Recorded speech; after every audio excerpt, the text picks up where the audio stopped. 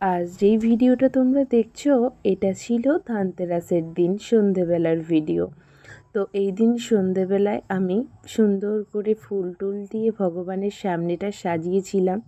সাধারণত সকালে ফুলগুলো দেওয়া হলে সন্ধ্যের সময় ফুল, তুলসী পাতা সমস্ত কিছু পরিষ্কার করে তারপরে আমি প্রদীপ জ্বালাই।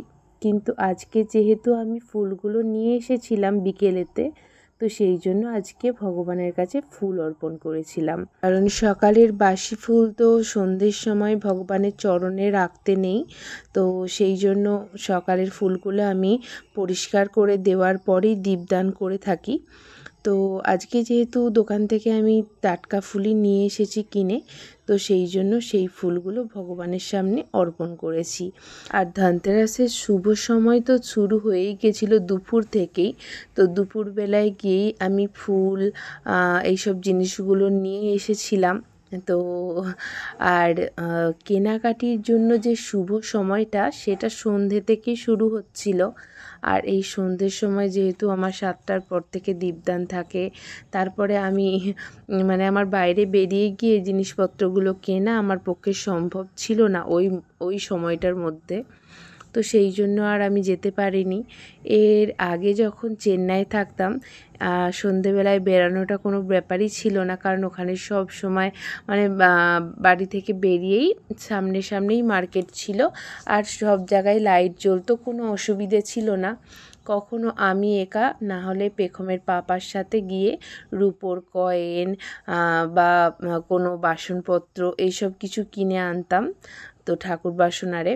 কিন্তু এইবারে আর সেটা হলো না, কারণ ওই সময়ের মধ্যে আমার বেরোনোটাও কোনোভাবেই সম্ভব হচ্ছিল না। আর সেই জন্য এবারে কিছুই নিয়ে আসিনি। কালকে দুপুর 1:30 অবধি যেহেতু সময় থাকবে, তার মধ্যে আমি যেটা প্রতি বছরই কিনে থাকি, 2টো জোড়া ঝাঁটা আর 2টো নুনের প্যাকেট। আমি এটা প্রত্যেক ধনতেরাসেই কিনে থাকি যবে থেকে জেনেছি। তো কে কী ভাবলো এটা নিয়ে, অনেকেই বলে যে ঝাঁটা, নুনের প্যাকেট এই জিনিসগুলো কিনে কি হয়, এই জিনিসগুলোর কি কিনে কোনো হয় না। তো আমি যেটা মন থেকে আমার বিশ্বাস হয় আমি সেটাই করি। কারণ অনেকেই এখন অনেক কিছু নিয়ে বলে যে এটা ঠিক নয়, ওটা ভুল, এরকম কিছু। তো সবচেয়ে যেটাই বলি, ভগবানের কাজ করলেও বিশ্বাস করে মন থেকে যদি তুমি জিনিসটা করো, যতই ছোটোখাটো জিনিস হোক, কিন্তু ভগবান খুশি হবে।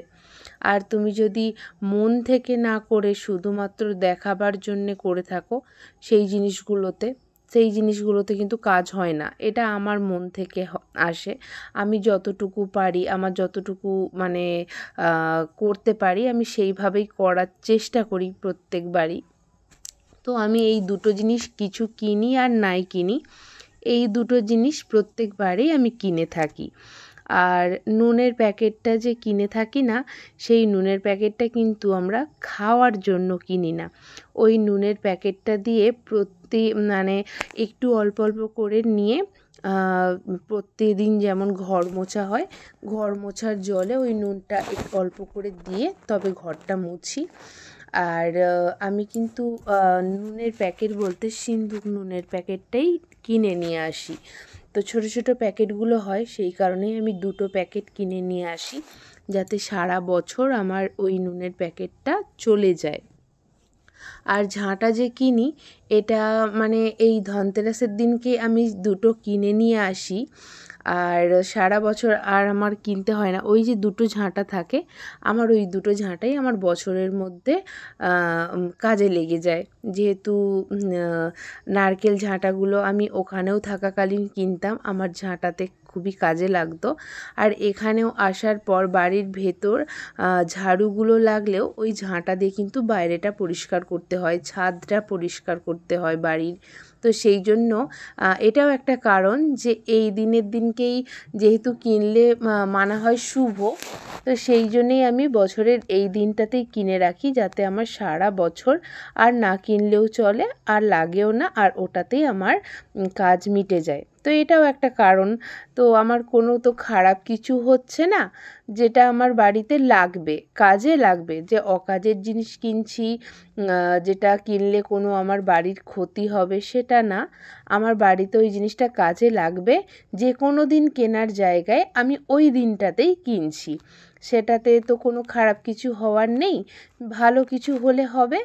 আর মানে খারাপ তো কিছু হওয়ার নেই, এটাই হচ্ছে আমার মন থেকে আসে, যে আমার জিনিসটা যেহেতু লাগবে, আমি সেই জিনিসটা না হয় এই দিনটাতেই কিনলাম, ক্ষতি কী আছে। আর জানো, এইবারে যেহেতু দামোদর ব্রতটা পালন করব বলে প্রথম থেকেই ঠিক করে রেখেছিলাম, তো সেই জন্যে খোঁজ মানে রাখছিলাম যে কবে থেকে শুরু হচ্ছে, কবে শেষ হচ্ছে। আগে থেকে সমস্ত জিনিসও রেডি করে নিয়েছিলাম, প্রদীপ, ঘি, এইসব। কিন্তু তেলটা না আমি অনেক দিন থেকে খোঁজ করেও কোথাও পাচ্ছিলাম না। আমি ভেবেছিলাম দশকর্মার বাজারে গেলে এমনি তেলের বোতল পাওয়া যাবে।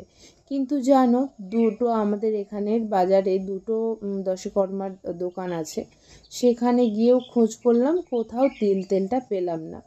তো আমি বাধ্য হয়ে অনলাইনে সার্চ করতে দেখলাম তেলের বোতল পাওয়া যাচ্ছে। আমি ওখান থেকে একটা অর্ডার করে দিয়েছি। কালারটা একটু মানে অন্য রকমের হয়। তো এই প্রথমবারই আমি তেলটা দেখছি, কারণ এর আগে যেহেতু ঠাকুর ঘরের সমস্ত কাজ আমার শাশুড়ি মাই করতো, আর সেই দীপদান করতো, তো সেই সময় আমি অতটা যেহেতু কিছু জানতাম না, তাই তেলের বোতলটাও আমি খেয়াল করিনি। তো আমি ভাবতাম কি অনেকে সাদা তেল দিয়েও হচ্ছে প্রদীপ জ্বালে, আমি ওটাই ভেবেছিলাম যে সাদা তেল দিয়েই হয়তো জ্বালছে, কিন্তু না, মা তেলই ব্যবহার করতো। তো সেটা আমার জানা ছিল না। আর যেহেতু ঘি দিয়ে আমাদের প্রদীপ জ্বালা হয়, সেই জন্য ঠাকুর ঘরে সবসময় ঘিটা থাকে। আর মাঝে মধ্যে সর্ষের তেল দিয়েও মা প্রদীপ জ্বালায়, তো সেই জন্য সর্ষের তেলও থাকে। আর এই মাসে যেহেতু ঘি আর তেল ছাড়া অন্য কোনো তেল দিয়ে প্রদীপ জ্বালতে নেই, তো সেই জন্য ঘিটা দিয়ে এখন আপাতত জ্বালছি। তেলটা পেয়ে গেলে মাঝে মধ্যে তেল দিয়েও এই মাসে প্রদীপ জ্বালাবো বলে ঠিক করেছি।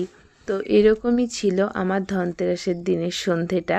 তো আজকের দিনে আমি মা লক্ষ্মীর কাছে প্রতিবারই একটা করে ঘিয়ের প্রদীপ জেলে রাখি আলাদা করে। তো আজকেও তার কোনো ব্যতিক্রম হয়নি। আমি আজকেও মা লক্ষ্মীর কাছে একটি ঘিয়ের প্রদীপ জ্বালিয়ে দিয়েছিলাম।